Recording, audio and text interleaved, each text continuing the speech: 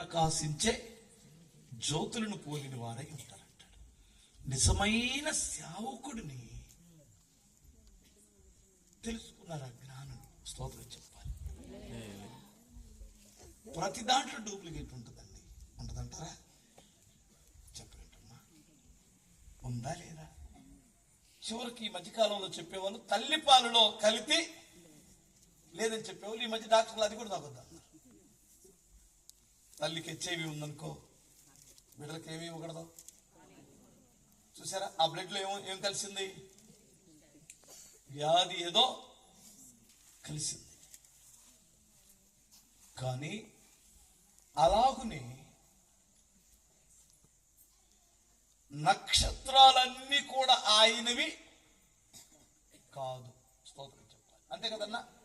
అందుకని సపరేట్ గా అన్నాడు, ఆయన నక్షత్రం. అందరూ వెంబడింపదగినటువంటి వారు కాదు, అందరినీ నమ్మే రోజులు కూడా కాదని చెప్పక తప్పటం లేదు.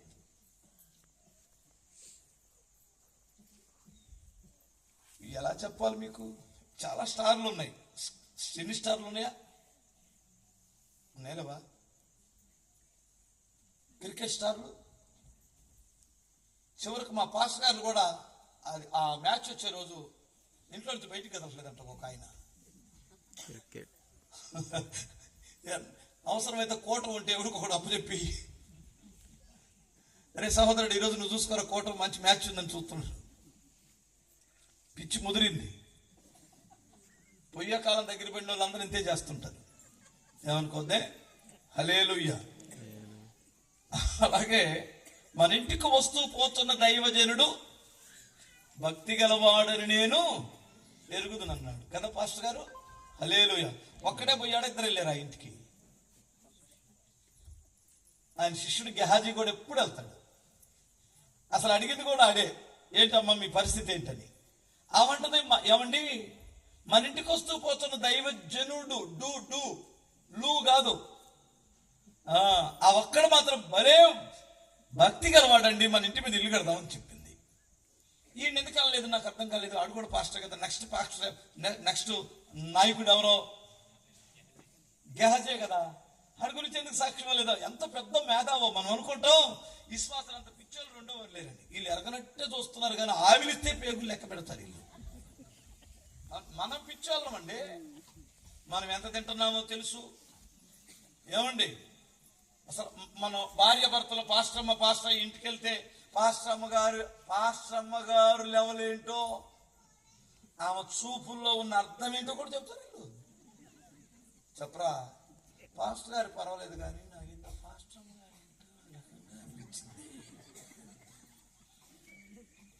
ఆమె ఎప్పుడు అంతేలే, ఇప్పుడు కొత్త ఏముంది. నాకు కూడా మండింది కానీ ఇంకెందుకు వచ్చింది పాస్టర్ గారు. ఇలా మాట్లాడుకోరు, అబద్ధం అనుకో. హల్లెలూయా. కొంచెం ఎక్కువ తింటేనేమో పాస్టర్ గారు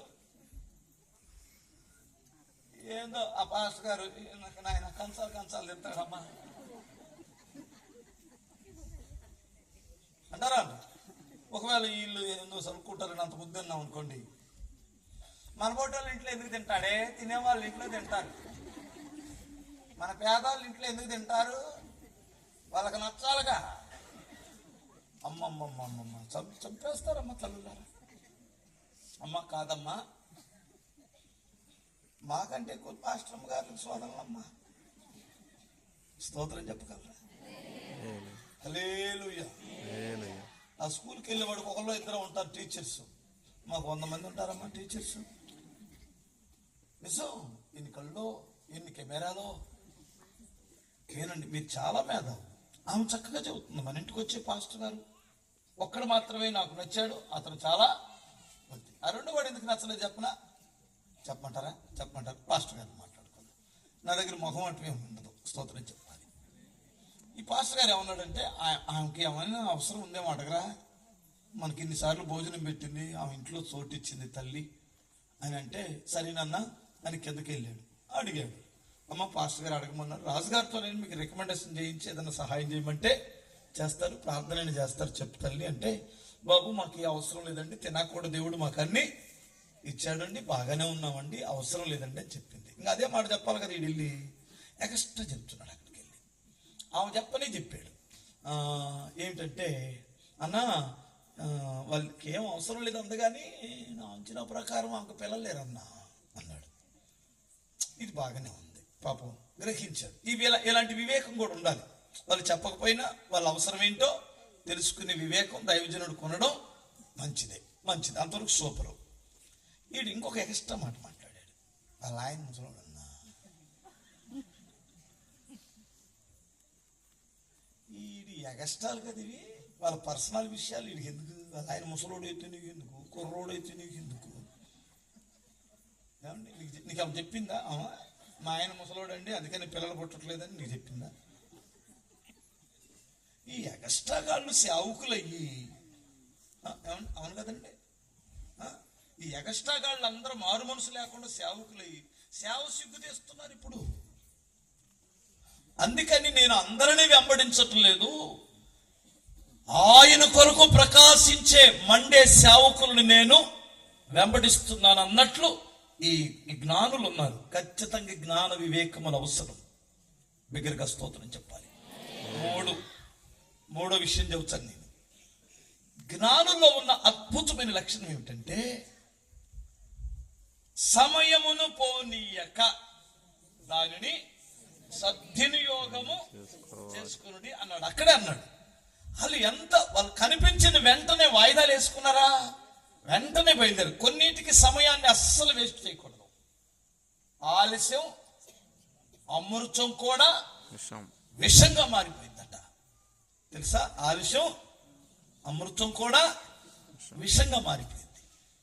అలాగనే సమయం యొక్క విలువ తెలిసిన వారే ఈ జ్ఞానులు. స్తోత్రం చెప్పాలి. మీకు ఒక మాట చెబుతాను నేను. ఈ రోజులు ప్రస్తుత దినాల్లో సమయం యొక్క విలువ ఎవడికి, చాలా మందికి తెలియటల్లా. ఎవరికని చెప్పకూడదు, చాలా మందికి తెలియటం లేదు. దేవుడు ఇచ్చేటువంటిది ఏదైనా సరే సమానంగానే ఇచ్చాడు. మీరు గమనిస్తే, దేవుడు మాకేం చేశాడు పాస్టర్ గారు? ఆ తండ్రికైనా న్యాయం ఉంటే ఒకడు కోటీశ్వరుడుగా ఉంటున్నాడు, ఒకడు పేదవాడిగా ఉంటున్నాడు, దానికి కారణం ఏంటి పాస్టర్ గారు అంటున్నాడు ఈ పండితుడు. మరి పిచ్చి కన్నా ఒక మాట చెప్తారండి. ముఖేష్ అంబానీకి ఎన్ని గంటలు ఇచ్చాడు దేవుడు? మనకే ఆడ 24 గంటలు వాడుకొని ఆ స్థితికి వచ్చాడు. వీడు 24 గంటలు ఏం చేశాడు? వీడు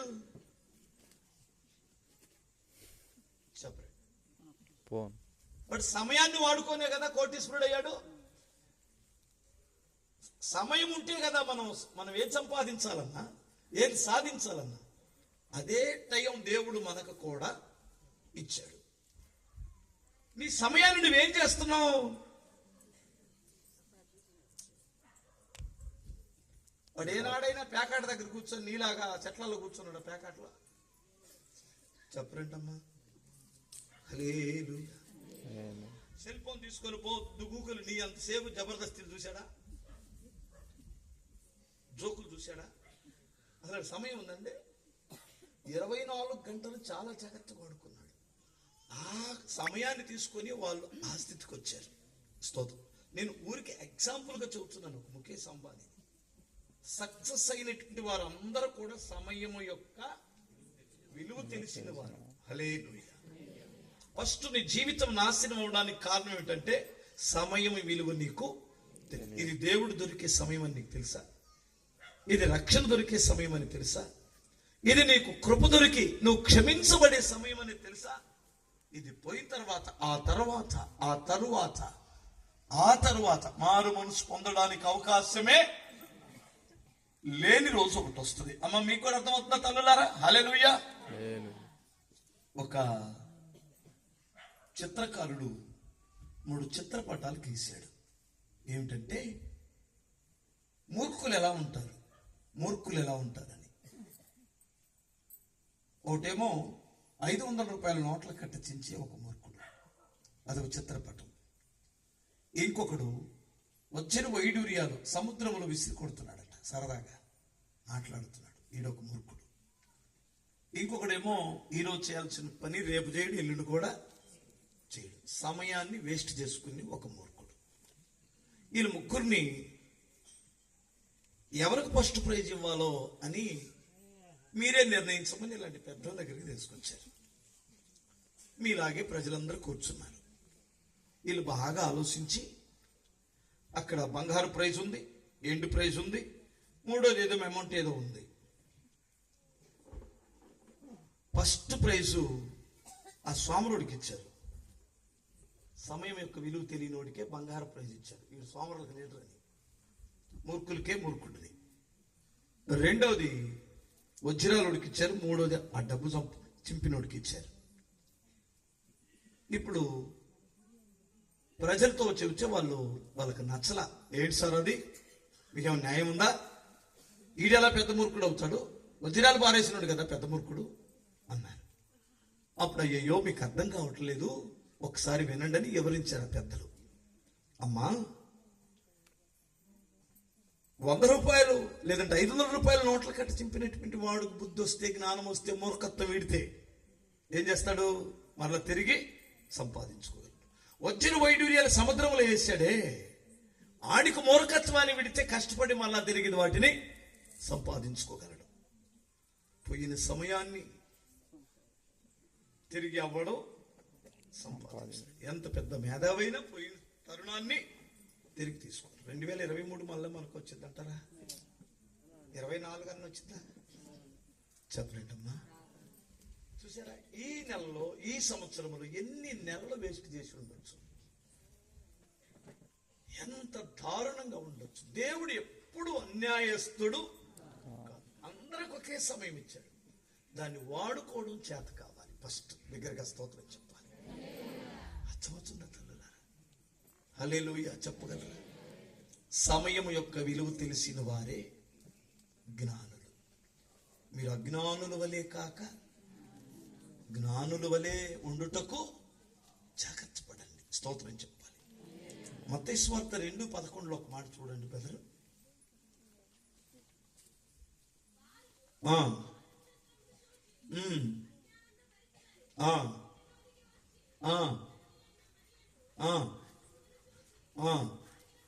ఎవరెవరు చూశారు? తల్లి అని మరీ చూశారు, ఆ శిశువును చూశారు. సాగిలపడి ఆయనను పూజించిరి. చప్పట కొట్ట